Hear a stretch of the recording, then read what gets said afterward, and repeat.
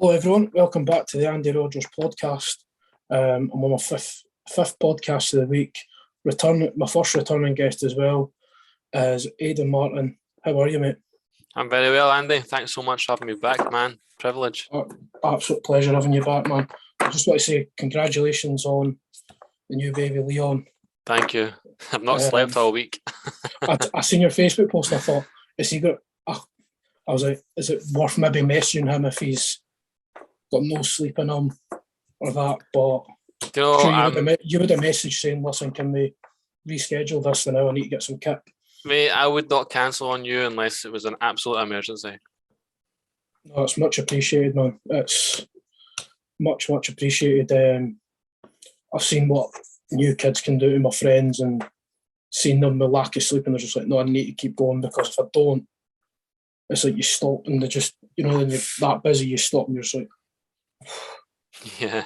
Sometimes you just got to keep the adrenaline going. You kind of like get used to having no sleep. It sounds crazy, but like if I get 4 hours or 5 hours, it's like, oh, I've had a lot of sleep now. Yeah. I mean, I normally function for 4 or 5 hours anyway, but I've not got a kid, and I've not got like kids around. You've got 2 of yourself, and obviously when the eldest one comes to visit, you've got 3 of them there. Yeah, it's madness. I know, it's the most rewarding and also the most challenging thing in the world. But like for me, it's just, I spent a lot of years in addiction, so being able to be present in these moments is amazing. So even when I'm tired, I'm still grateful. Also, I had you on just about a year to the day. It's a week removed for a year to the day. Wow. And I don't know where that year's went. Oh, that's crazy. That's gone so fast. I've got a total different setup now compared to just wee table, no proper earphones, anything. I just got to February last year and I was like, right, I need to invest in stuff. New keyboard, I got my headset, proper stands and that. Got a ring light for myself, which is the weirdest thing ever, because you only really see, women have them. But I'm like, no, it totally improves the visuals for yourself. That's what I mean. It's all progress, man. Everything is.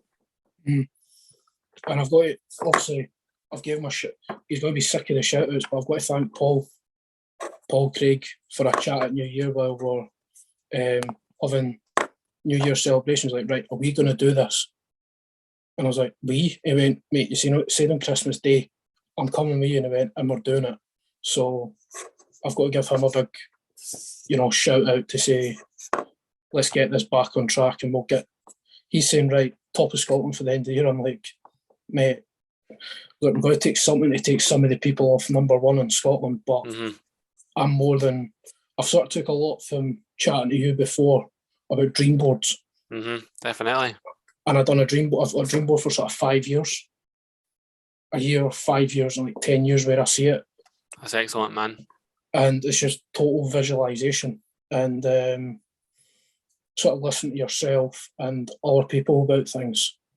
And something you said last year was like, say it to yourself in the morning, I'm going to do this, I'm going to do this, and I'm going to do this. And it's just I'm just pushing everyone out the road now. It's like, the road doesn't matter.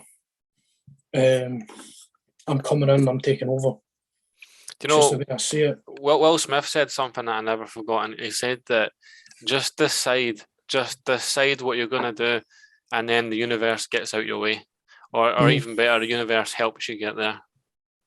And I've had unbelievably just mad support for people, yourself, and just people just be like, listen, I'll come on. If I didn't want to do it, just send me the date. And I forgot about a couple of people I should have asked straight away last year. I've got like people from an old band that were around when we were younger, the Begbies. Livy's coming on. Awesome. The podcast, so that'll be brilliant. That'll be cool, man. But we're going to focus on you, Aidan. You released your first book last year. In fact, the year before. It was at the end of the end of 2020. But it kind of really made waves last year. I remember finishing the book. I got off the bus at Morris. When Morrison's up at near Adam Bray. Yes.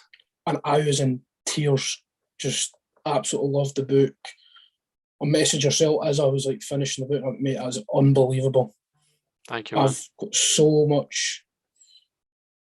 It's helped me over the year. It's helped me sort stuff out and focus and, just accept things with yourself. How have you found the feedback? Because I can imagine you've took it from everywhere. It's been crazy. It's been amazing. It's been surreal. I hear from people all the time now. Sometimes it's the person that's read it. Other times, someone read it and they understand their son better, or their partner, or their parent, or their sibling, or their friend.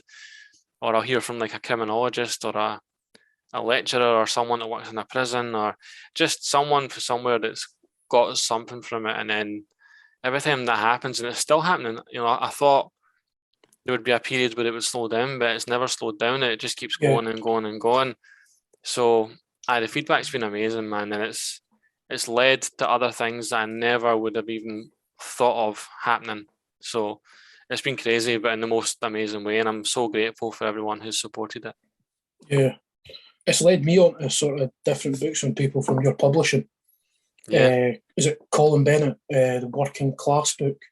Yeah, Working Class State of Mind. I've heard of that book. I've not read it yet, but it's getting a lot of great reviews.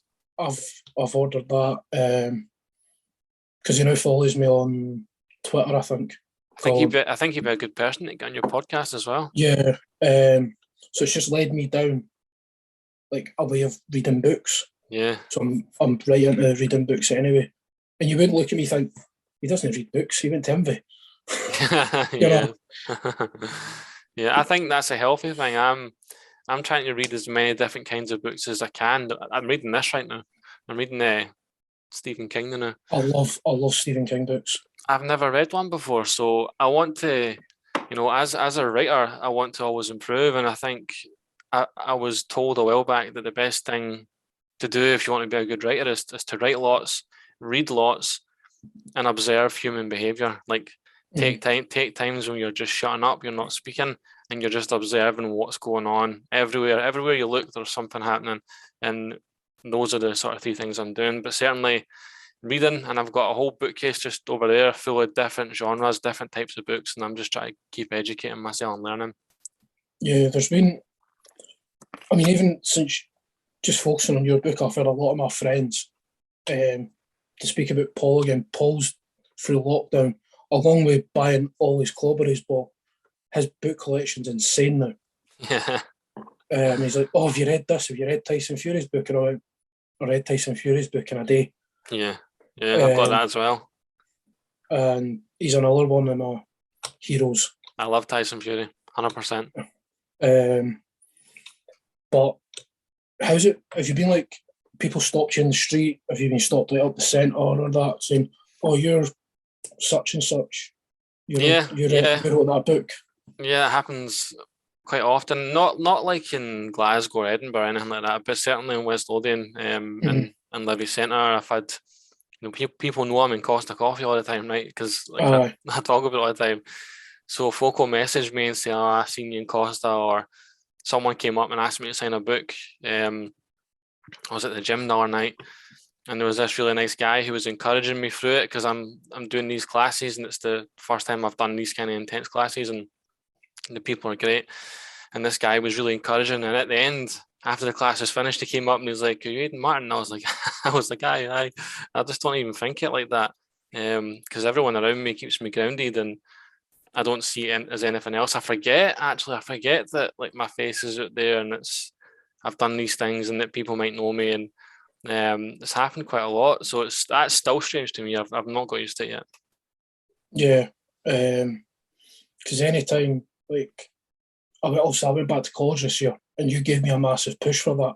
And I've got one of your old lecturers, Linda, and she's like, oh, Andy, how did she's like, I read your thing, and she's like, obviously you got a podcast and you've had Aidan on. How do you find that one? I've knew Aidan for years. Yeah. I was like, and just having conversations with people.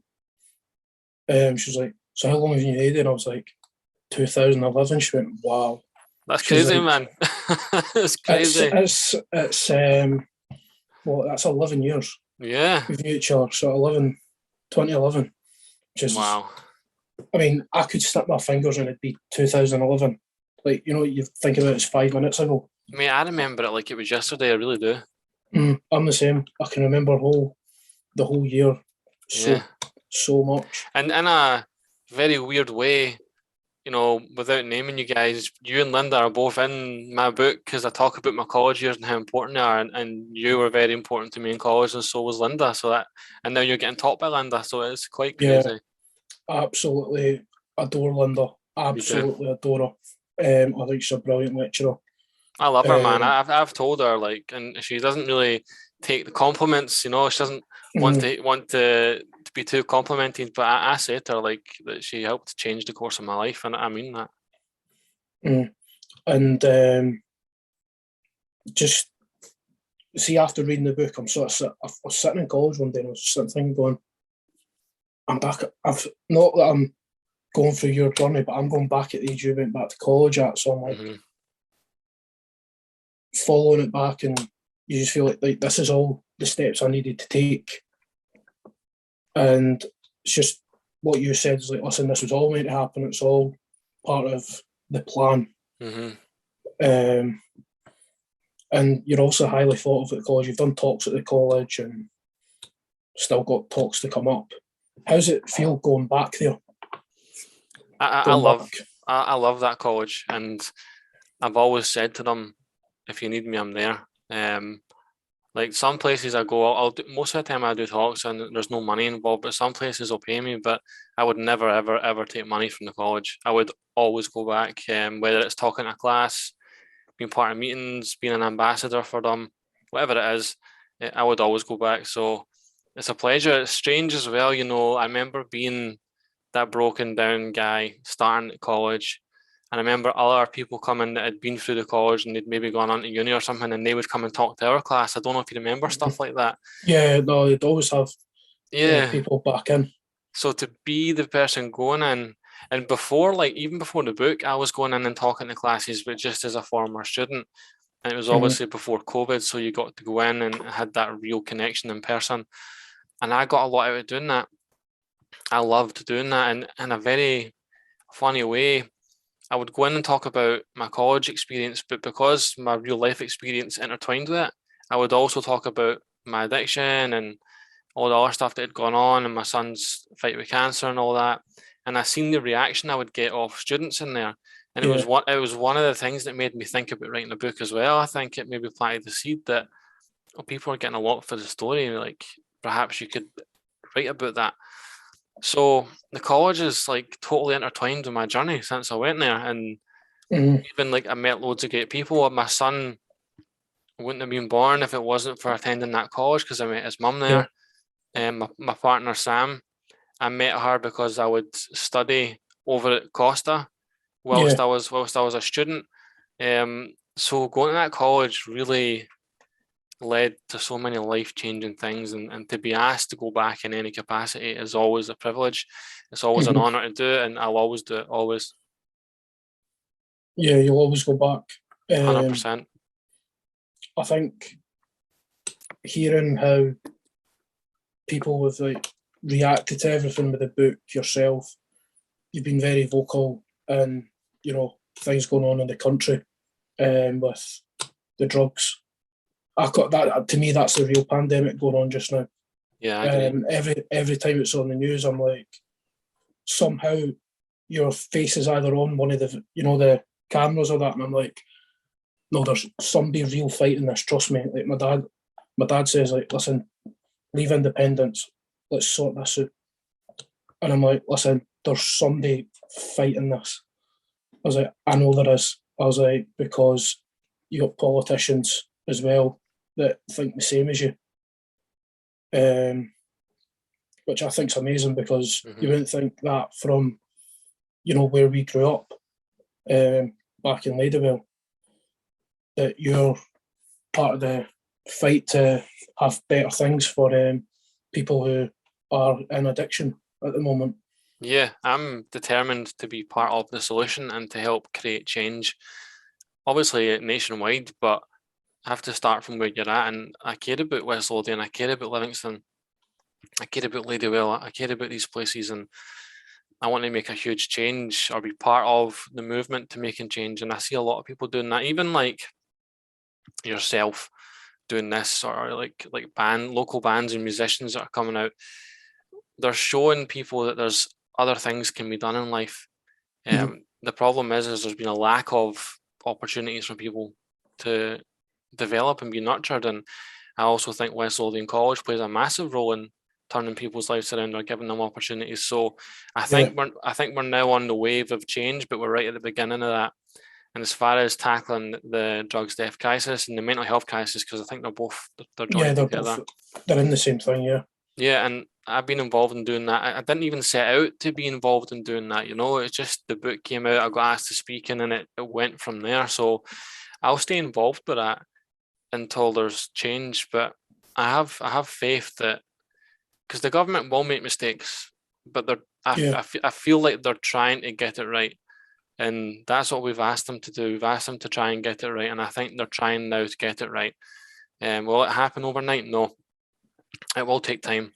But as long as they keep pushing in the right direction, then I'll always be vocal about supporting that. How did that all end up coming about? Obviously, the book was released to brilliant success. Everywhere over social media, you've seen your book, Aidan. It's a surreal thing, but obviously you move on from that and you're, part of a movement. How did that all come apart with was it the police? Was it Member of Parliament? So it really was when Neil Findlay was a Labour MSP. He for years, even before my book came out, he was fighting the case for people suffering from substance abuse. So he was very vocal about the need to treat it like a health condition. And he invited me to come along to an event to speak. And the event was on the eve of the drugs death figures coming out. Yeah. And it wasn't just me, there was lots of different people there, but I was one of the speakers.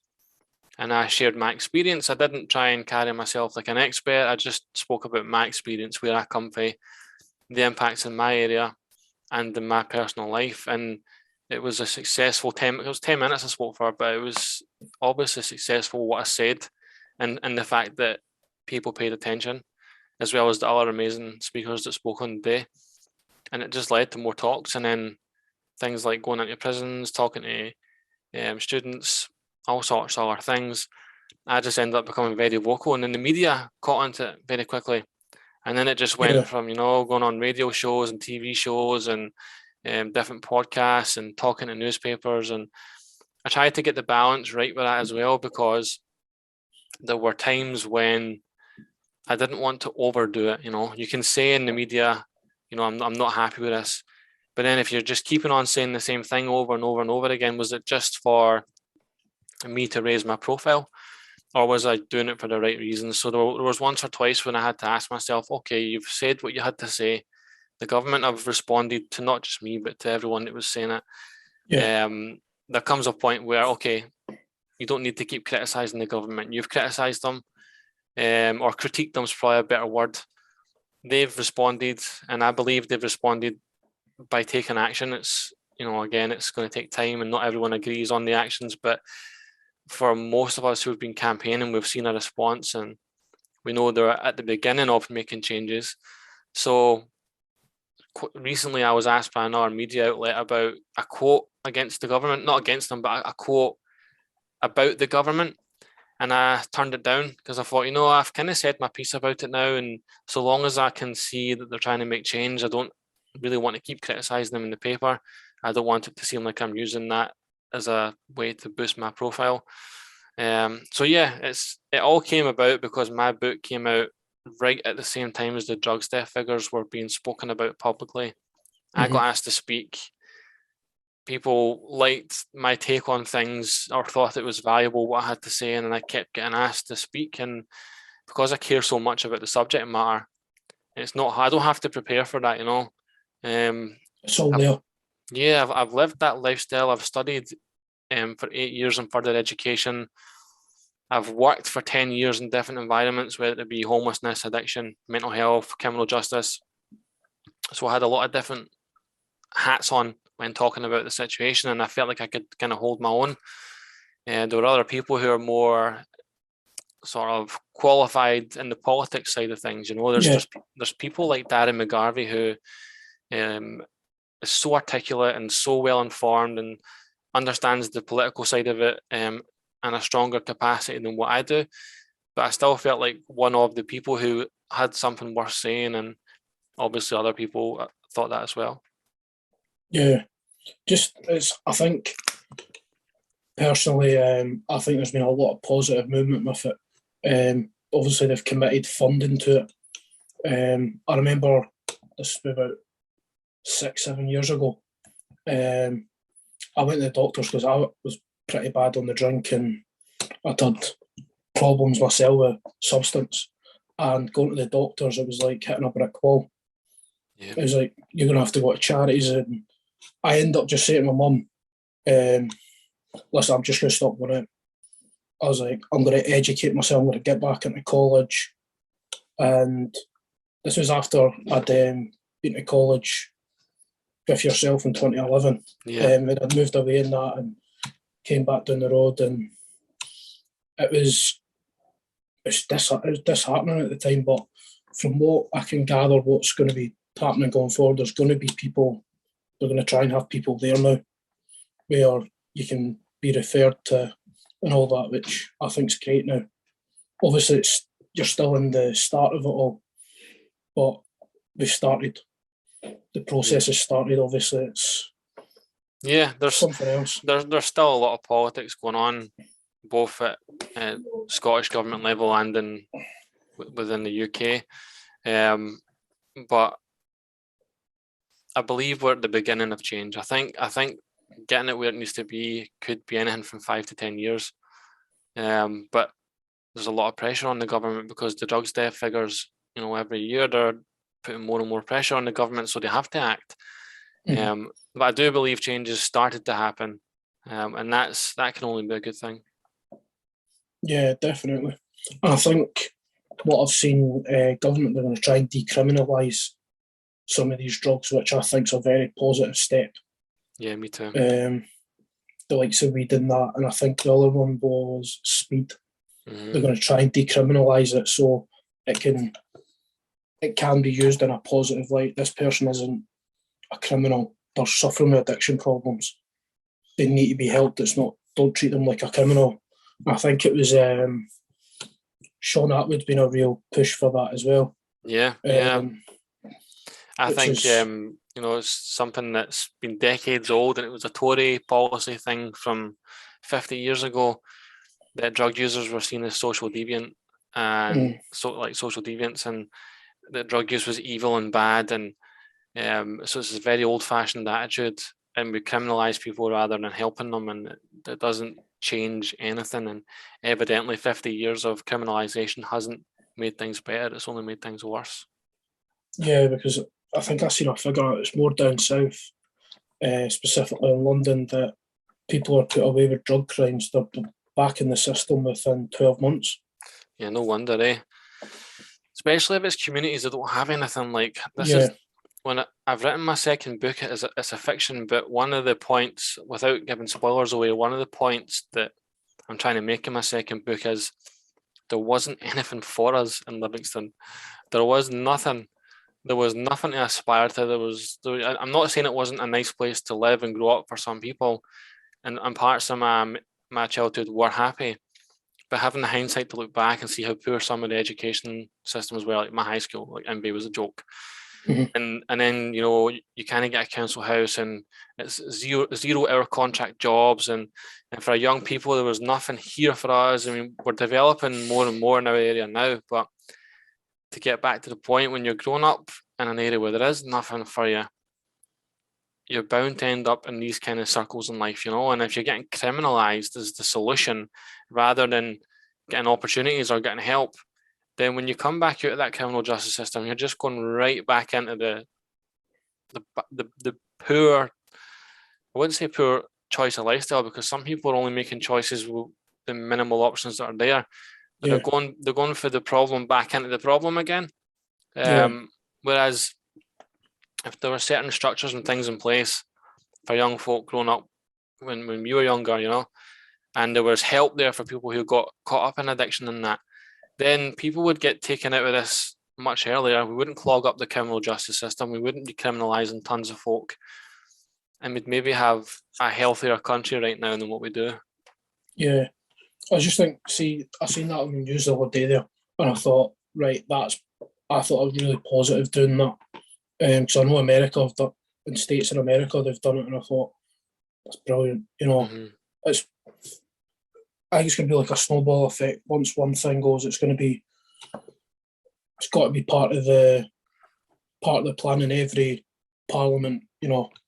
Everyone that goes into parliament, they've got to have a plan for this. There's got to be a continuation. It doesn't matter who's going in. Yeah, SNP, I think so. Tories, yeah, whoever. I agree with that, and I think there has to be multiple things taken into consideration. People need opportunities for education and housing, and opportunities to be nurtured. Like all the stuff we're doing, like podcasts and books and musicians. See, like when I was 15, no one done anything like that. No one even thought of telling us that was possible. So we need to make sure that there's multiple things in place so that people have options for a lifestyle and are not just left with a drug using or a criminal lifestyle as their only option. Yeah. I left school years after you'd left in there. I hadn't a clue what I was going to do. I hadn't a clue. Yeah. I didn't aspire to do anything. I was just like, I'm going to need to get a job. I've not really got a choice there. It's a dead-end job. And I've circled for the last 10 years in dead-end jobs. That was it, man. We were the same. We left school with no hope and no future. And we're 15, 16-year-olds already having mental health issues and addiction problems, living in violent areas. I mean, I don't want to sensationalize. They were nice areas too. I loved Ladywell, but I adored the place. But for my age group at that time, it was very violent. So we had nothing, and then you go and get a job where you're getting paid minimum wage. How are you going to build a life for yourself? And from a young age, I'll never be able to get a house or a car or a partner that will be interested in me. I can't get a decent job or career or nothing. And it's like, all right, but here's this drug that's going to take you away from that instantly, or drink or whatever it is. And then there's a big binge culture in our country, partying and getting smashed. And we're not social drinkers in Scotland. We've never been. No. So you're going to go head first into that. And then by the time you get to your early 20s or mid-20s, 10 years has gone by. And loads of us were either in and out of prison or hospitals or suicidal or involved in violence and serious addictions. And just like, I remember loads of us thinking, I'll be lucky if we get to 30. Like I always thought, man, if I make it to 30, that's a miracle. That's no way to grow up, is it? And I know, like, a lot of people for your generation, like, you're only 10 years older than me, but that in Ladywell's nothing. Like, for me, that's nothing. It may as well be a couple of years, and it was all the same, even down to my age at times. It was the same. So, circling now, and now, the opportunities are there. I went back to college to go into uni, and I want to do social work with young people.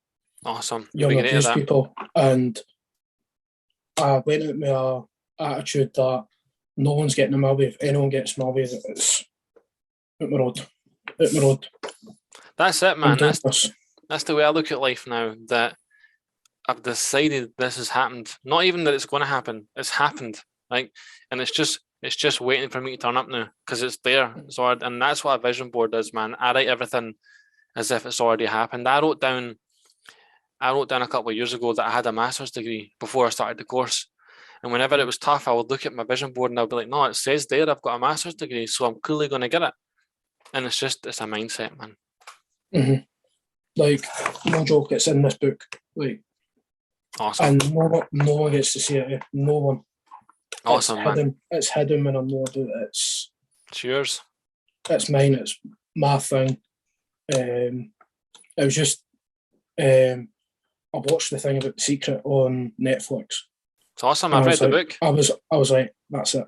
It just something clicked, and I was like, that's it.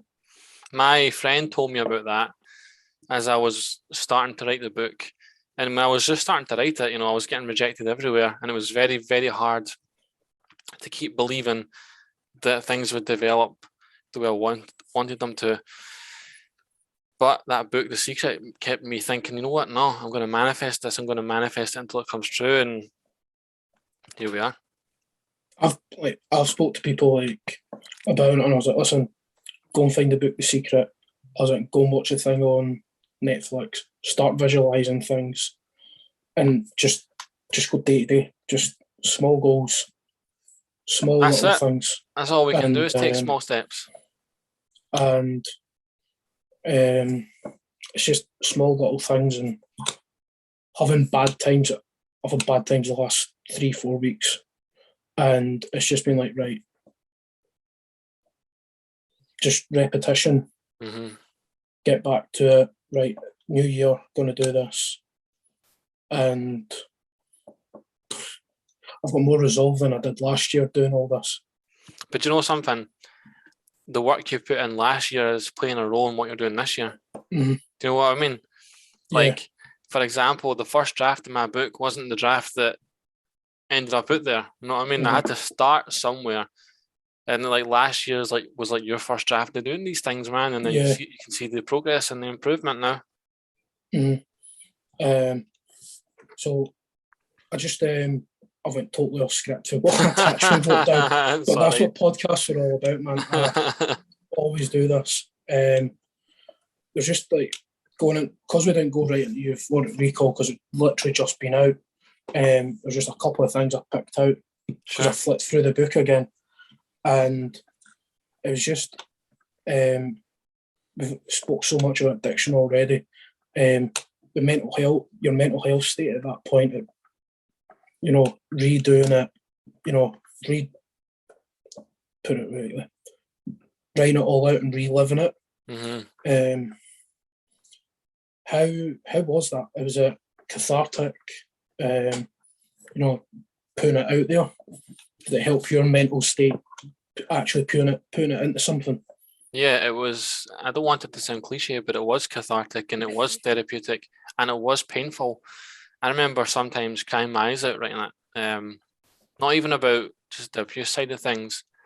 When I was reliving how bad my addiction got and the lengths I went to, or even when when I was writing the scene about when I was almost murdered, I had to go back and remember that, and I wanted to remember it in its fullest, So I put on music that was around, that I was listening to at that time in my life, so it took me back there. And I was closing my eyes and I was picturing every moment what happened on that night. Well, I didn't want to exaggerate it, but I didn't want to leave anything out. Yeah. And you have to fit it into a certain amount of words for the purpose of the book. So I wanted to do it justice, and I went through the whole night again. And that was one of the scariest nights of my life. I mean, it's long in the past now, and I've got no bad feeling towards the lads that were involved. I've actually I've spoken to one of the guys, and we're on good terms now. We were both involved, all of us were involved in this lifestyle back then. But that was traumatic reliving that, because it was a terrifying night for me, because I thought I was going to die that night. So there was a mixture of healing and therapy and being terrified again and traumatized again and feeling shame again when I was then I looked at how bad a partner I was to women. It made me feel full of shame again, but I had to go through all of that. And I think for anyone who wanted to do something similar, they would have to know that they were in a well enough place to do it. And when I wrote the book, I was ready for it by then. I was very much ready to go through it, and it was great, man. It was great, and I've got closure on all of it. And what's crazy is I've spoke to so many people who were in the book. Obviously, I've changed names of people and stuff, but for example, he's my dad, but he's biologically my stepfather. We had some difficulties in our relationship. Well, after he read the book, he phoned me and we had a massive heart to heart, and I think we're closer now than we've ever been. That's amazing. It's great. And some of the women that I discussed, before I put them in the book, I actually contacted them and said, listen, I've got a book coming out. I've written about you. I've changed your name and stuff, but if you don't want to be in it, I can take you out. And they were supportive, and they said, no, keep it in, it's fine. And they read it, and they've been nothing but supportive as well. And I've got healthy relationships with them now. And, I met one of them and signed the book for her, and I was like, wow, to to come full circle and to be forgiven by them for the mistakes I made. So these are really great things that have come from it. And, you know, like the lads I had a problem with back then, or that had a problem with me, all those things are done. They're all in the past, but they were part of my life that I had to explain. And the feedback off everybody's, it's been great, man. It's been really great.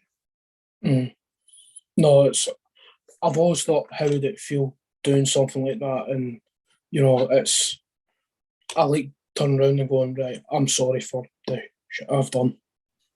I was a knob during all that, and kind of it's healing yourself at the same time, and seeking forgiveness at times is sometimes the best thing you can do. And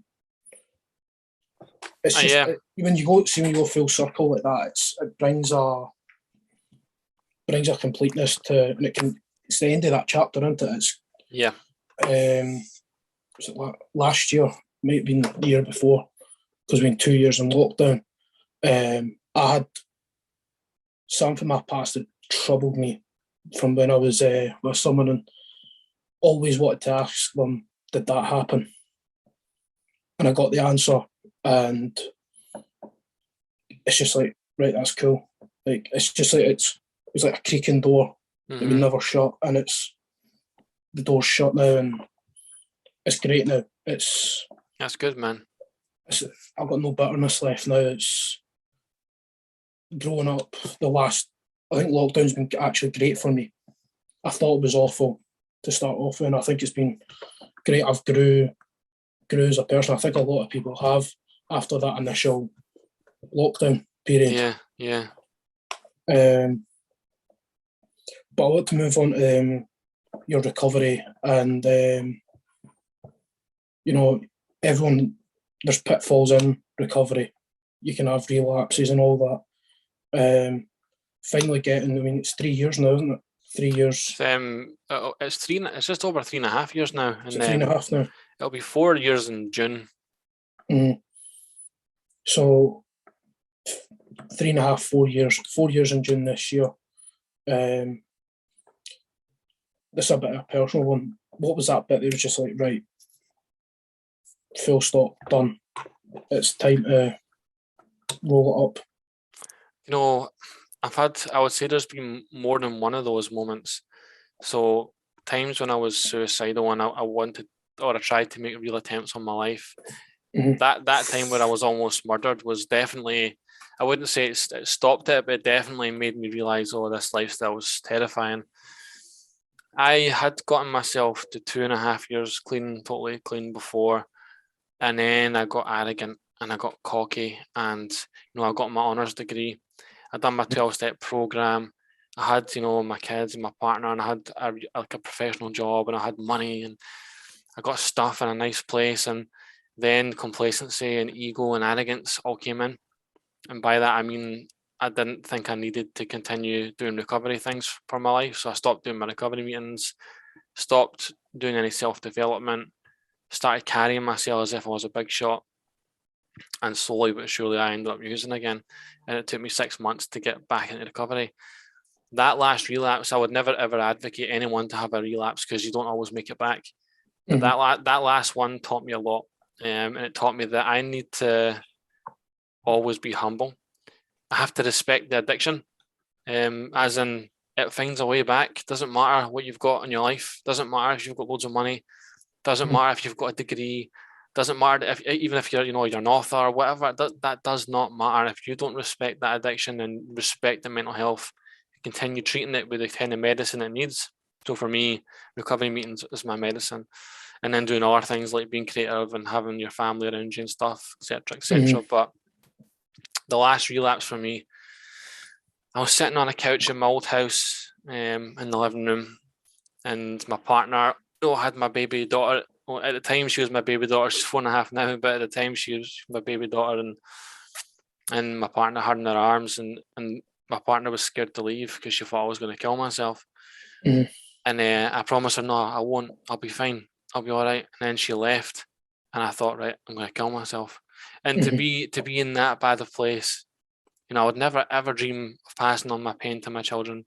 Not when I'm well, but to be so unwell that I thought that was the only option I had. Mm. That was the point where I was like, right, it's make or break. It's either go and try and get well again, or you're going to end up dead. Mhm. And it was a real sobering thought, sobering being the appropriate word. The word, And yeah.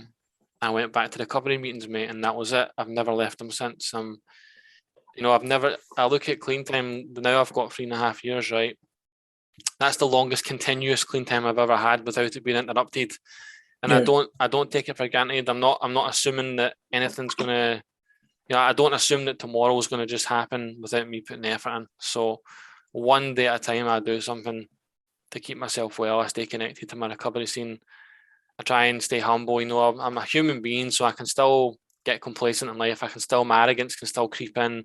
I'm not Mhm. saying I'm not perfect. I'm not a spiritual guru, but I've got Mhm. enough experience now and enough sort of maybe recovery wisdom to know that I can't pull away from that. I need to stay involved in recovery for the rest of my life, doing it one day at a time. If I Yeah. do that, I'll be okay. And it seems to be working.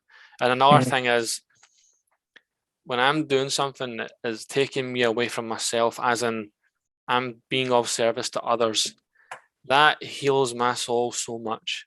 Yeah. So even though, like, for example, when I'm publicly tackling the drugs death crisis, I'm not going to Mhm. lie, that does boost my profile. I get book sales whenever I'm in the media, So Mhm.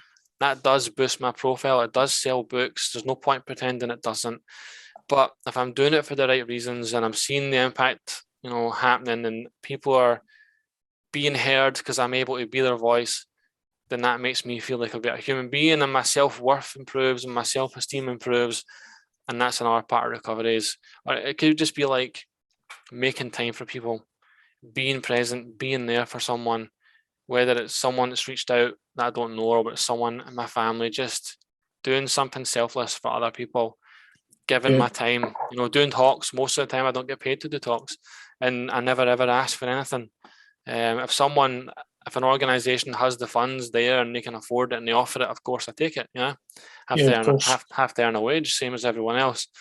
But if I can afford to do these talks for the most part and not take anything, or if I do them for organizations that don't have the funds, and I can go and do it, like going into a prison, I'm not getting paid to do that. I'm going in, I'm Mhm. giving my time. And for example, I've been into Adderall a couple of times, and when I've gone back in, prisoners come up that I've spoken to before. I should say inmates or residents. I don't like the word prisoners, but they'll come up and they remember that I gave them my time, and it matters to them. It matters to them that someone cared enough to give their time. So Mhm. sorry to give you a long-winded answer, but No, I was fully ready for the long-winded answers because I love listening to all that. Um, to call it an addiction, right? But I'm addicted to listening to people's stories and how they've recovered yeah, because I find it healthy for myself to just, even just for my mental health, just listen to people and their coping mechanisms, hmm what they do, and it's. I was listening to one with Professor Green last night, and he needs to keep busy. He needs yeah. to keep himself busy with things. Um, I agree with it. I love doing projects. I love being creative.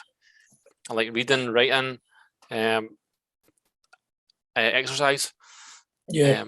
all sorts of outlets that are healthy. Healthy outlets. And Mhm. getting educated, by the way, I should never understate how important that was for me. Yeah.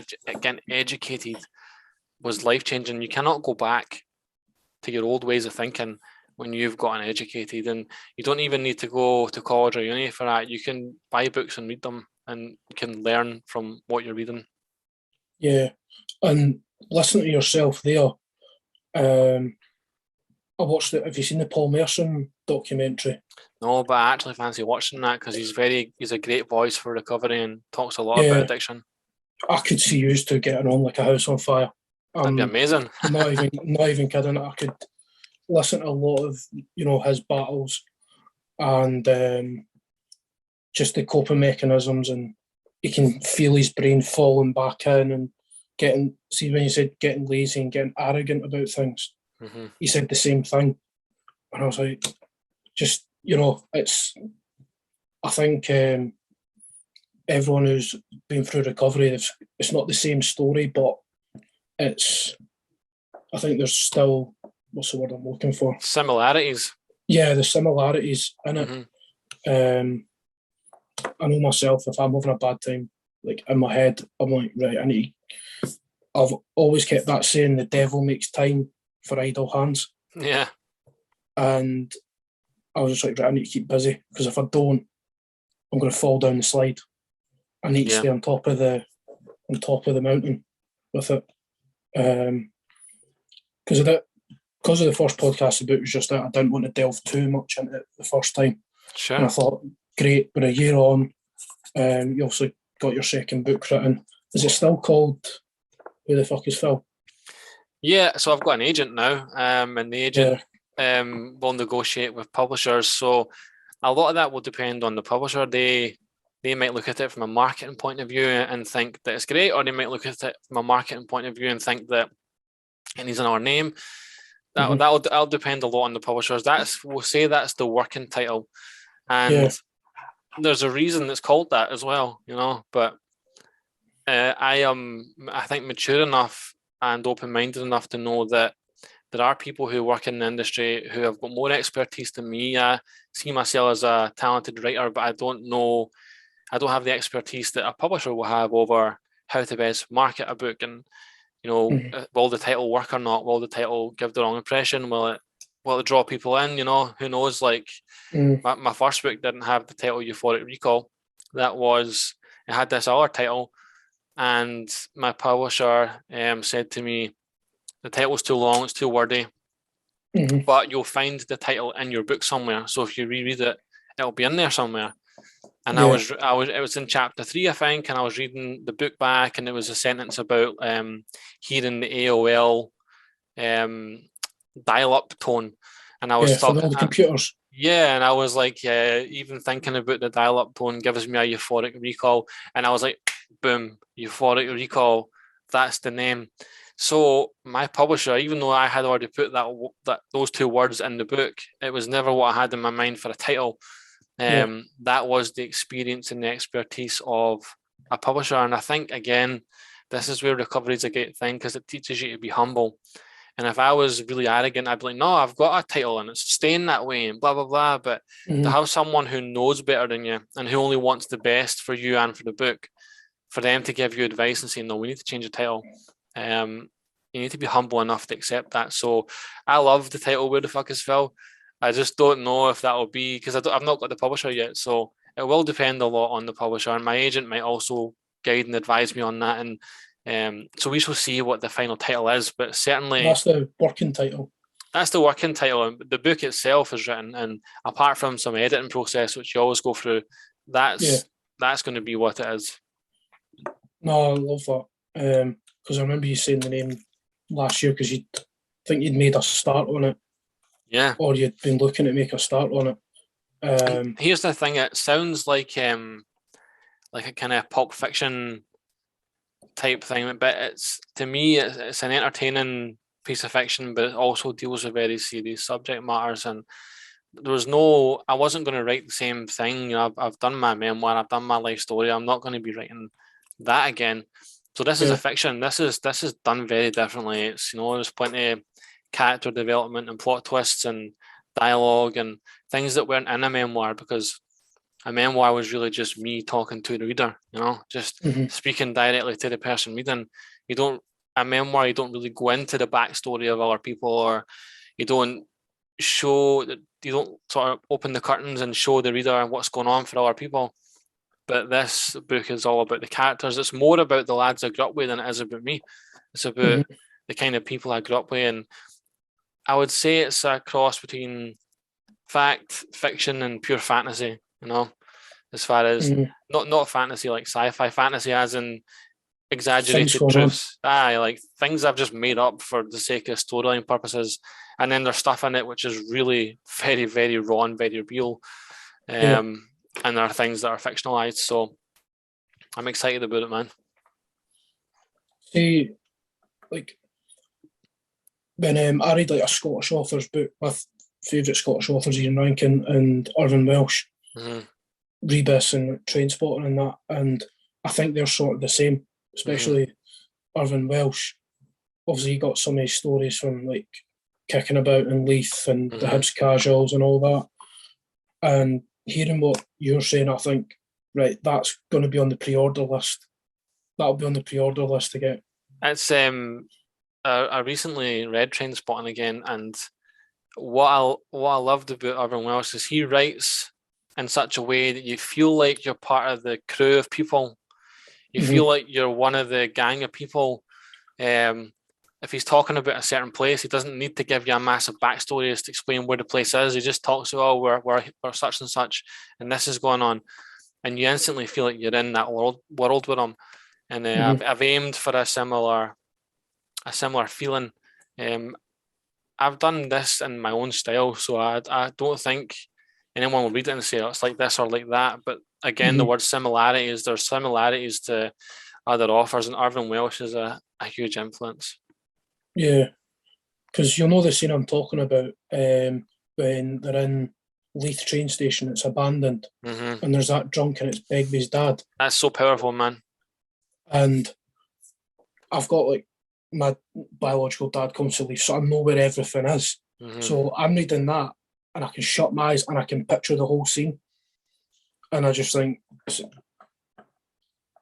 books are great for imagery, even if it doesn't get changed into a film or a play or any of that. Because even when in Euphoric Recall, when you describe some of the places, even though I may have been to these places, the way people in your cell describe them, I can picture what you're seeing, picture what you're writing about. And I think that's shows a good writer, personally. I think not to sound like I'm tooting my own horn too much, but I've worked very hard on the second book on description. I want the reader to feel like they're there. If they're reading about a crazy drug taking scene, I want them to be feeling like they're tripping balls after reading it. And my agent had some positive things to say. I'm not going to tell you what they are because I don't want to give anything away. But let's just say that she felt as if she was in those scenes with the characters and felt all the emotions. And her track record is so amazing that when she said that, I was like, okay, this is the real deal, and I feel good about it. Is it something that, like, when she said that, it was like a tick off the sort of checklist? She gets the book. Yeah, 100%, man, because this is a hard market to get into for it's any a hard work. Industry, yeah, for a working class guy, and especially when you're talking about drugs and violence and all that. And this isn't about glamorizing those things; it's about explaining them and putting some entertaining storylines in as part of it. But I wanted my reader to feel and experience certain things. And then there's this, when I was pitching to this agent, and I know what her track record is, and I know the kind of people she's worked with before, and then to sit down over a cup of tea, which she kindly bought for me in town, and to have her turn around and say, oh, this scene made me feel this way, and that made me feel this, and I felt so anxious when this was happening, and I'm like, that's what I was hoping for, man, and you've said that, and it's amazing. No, I love that. Did you take the pitch to her, or did she approach you about it all? So basically, for a writer, we have to pitch our work to agents. So sometimes you can go straight to a publisher if they're a smaller, more independent publisher, and that's what I've done with Guts. But in order to contact most other publishers, you need to have an agent, and the agent does it for you. Yeah. Obviously, you build a relationship up, and you work together. But the agent is the person who makes the pitch, and obviously, the agent has their own credible background and contacts, and so the publisher will speak to them and they'll discuss the possibility.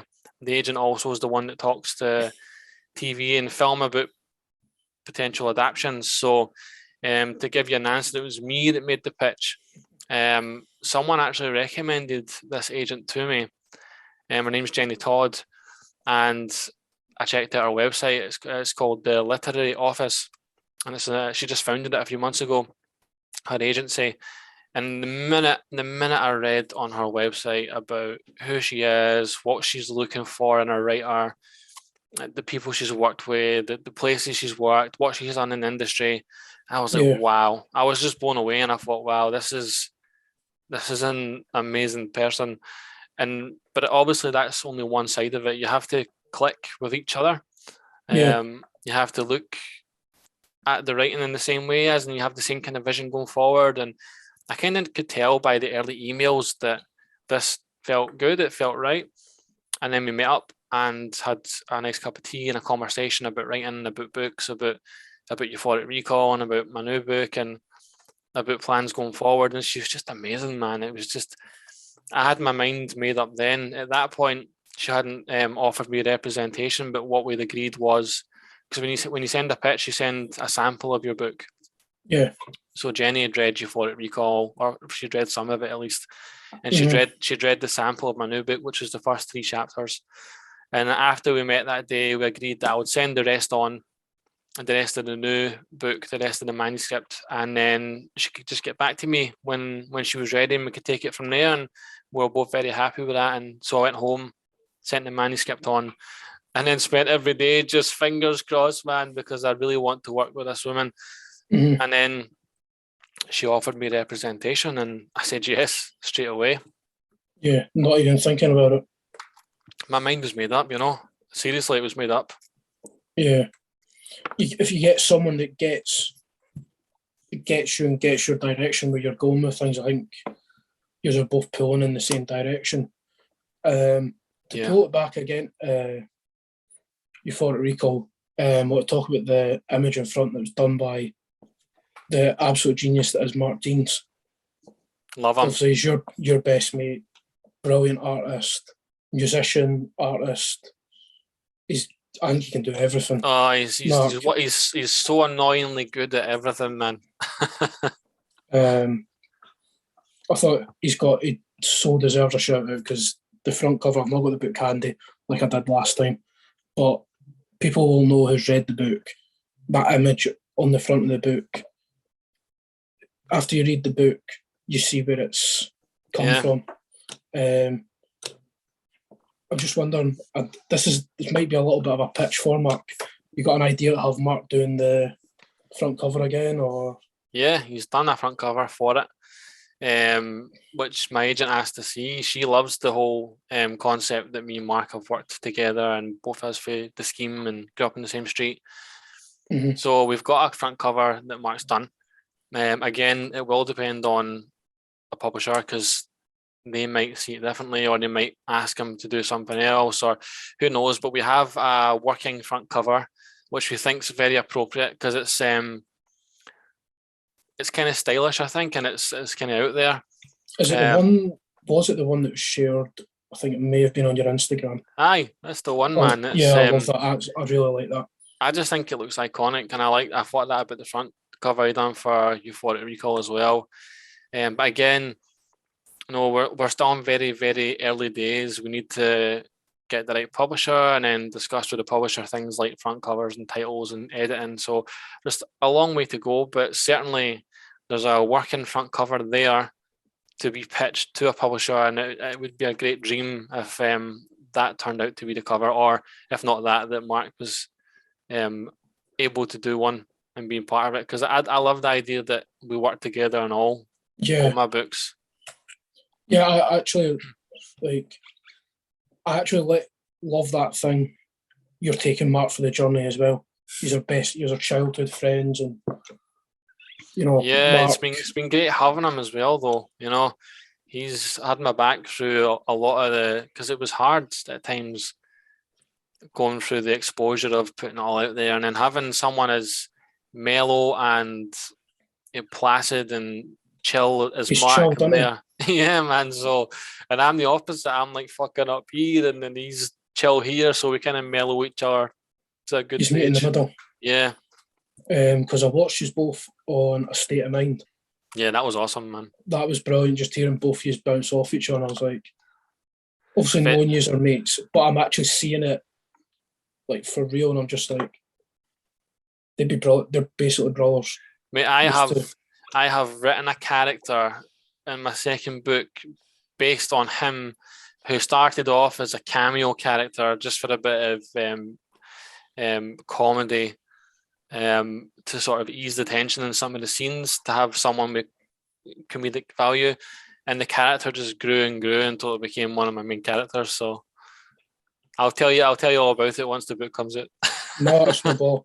So that should guarantee me a third podcast then. I'll do any podcast for you, man. You know that. No, because also I've seen, didn't even realise Mark lived a couple of streets up from me when I lived in Laterville. Yeah, we lived, his house was just facing mine when we were growing up as kids, eh? Yeah. And I've seen like Mark live at Purple Orange and all that, supporting people, and like, you look at you and you're going, knowing who you were, knowing who Mark was, I was like, they're best mates. That's crazy, eh? It's madness. But you just gel well. It works, man. Somehow it works. So you've got the book. It's on the way. We can say. What's the rest of the plans for the year, man? So, there's other things that I can't really say because there's no guarantees, but there's other things potentially happening. But I'll rephrase it. What's the hopes for the year then? Instead of plans, because obviously I'll tell you one thing that I can tell you is we're in the early stages of trying to launch a charity. With me and Mark would be running it, and it would be a creative hub in Livingston, which would use creativity as an alternative for people who are struggling with low-level mental health. And when I say low-level mental health, I mean depression, anxiety, suicidal, anything like that. I don't mean that it's low, I just mean it's if it was someone that had like schizophrenia or something that required a more clinical environment, we couldn't facilitate the clinical support, but certainly creatively we could put a creative environment together for people with substance abuse problems, social isolation, low-level mental health. We've been working behind the scenes on this for months. I mean, months, the bureaucracy and the paperwork and the documentation and the research. And we've got a board of great people of different backgrounds, different skill sets. And we're very, very, very close to sending an application to Oscar. That's the charity regulator. We want to call it the scheme. And the idea is that we're going to have it in the scheme somewhere in Livingston, hopefully Ladywell, but somewhere, and that it would be free to use, and that we could do creative workshops, anything from podcasts to writing classes to music to art to tattooists, and we can bring all these creative people we know in, and we can have like an open door policy for people to walk in. We can link into, so let's say someone came along and they did need clinical support. We obviously aren't medical professionals, but we could link into those services and get people where they need to be. So that is one thing we're hoping is up and running this year. Again, there's other things at play. We need to get regulated by the charity regulator, then we need to get funding. So we're nowhere near saying that this is dead set yet, but it's on the vision board, is what I'll say. So it's there.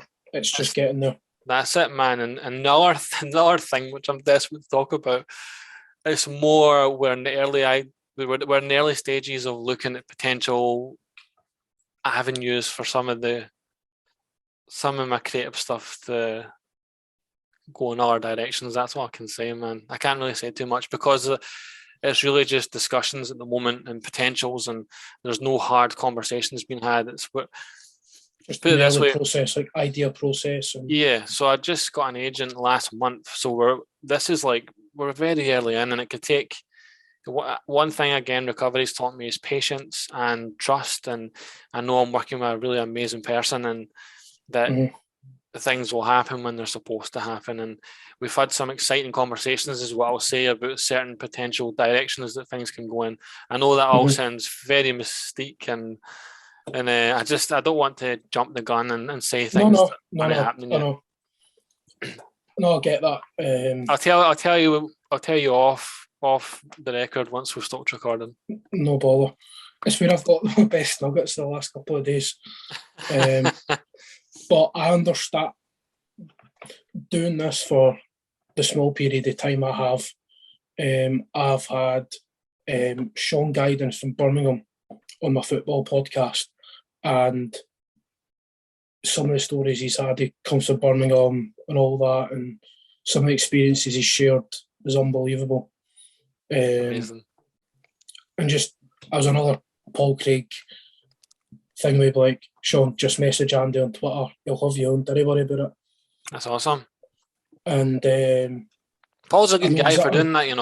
He's really good for linking people together. He's done that for me as well. He's part of this podcast now. Yeah, awesome. When he's got time off work, he's going to be in on the podcast, because I can't, like yourself, having Mark around. I feel like I can't not have him around. And on my football podcast, I've got my mate Carl doing it, and I'd feel wrong not having him on it. So sometimes a shared experience makes the experience better. Mm-hmm. And me and Paul came off the chat to Dan Jameson on Wednesday. It was only meant to be an hour. We were there from 8 till 10:15. And awesome, man.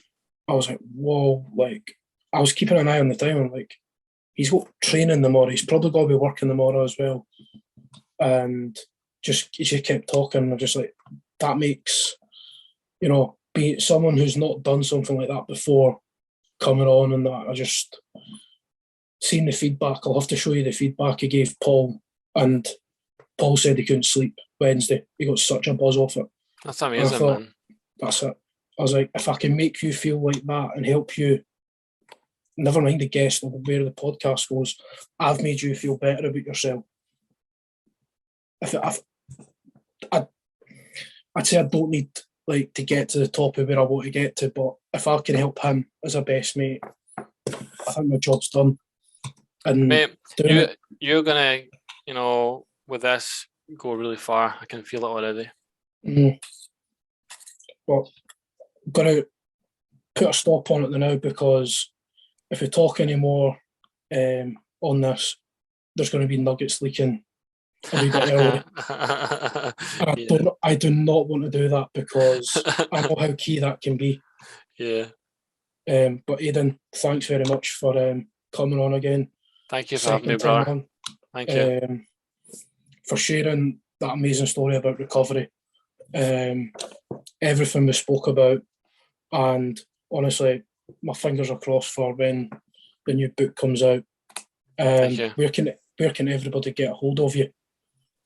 So my Twitter and Instagram is at Aidan Author, and it's Aidan spelled AIDAN, and Facebook is at Aidan Martin Author. Yeah, I'll put all the links in the description and all that. I've already got a description wrote down. Awesome. So it's just all the links. I'm going to have to change the actual bibliography of what we spoke about, because that's... It went where it was supposed to go. Yeah, I'm kind of like that. Let it go where it wants to go. But thanks again, Aidan. And guys, subscribe, and share the shit out of this once it's out. But thanks again, Aidan. Cheers.